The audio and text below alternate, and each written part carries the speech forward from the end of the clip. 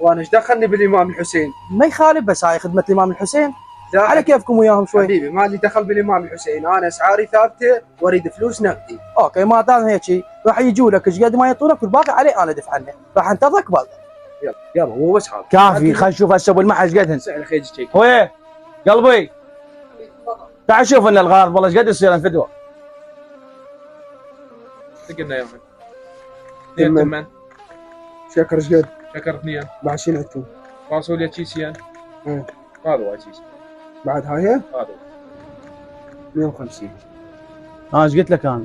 قلت لك لا ياخذك الواهز على المسواق، ما عندنا امكانيتنا الضعيفه، يا انت ما تاخذ الحكي، شو تسوي له؟ مو صاحبك بيتنا بديه يضلون عليها الباقي. شوفه بالله ويه قلبي عندنا 80,000 والبغيات كم يوم ونعطيك اياهن، نطلع للشغل ونعطيك اياهن. ليه الحسين هو خالي؟ ليه الحسين ترى؟ ما قلت لي. طني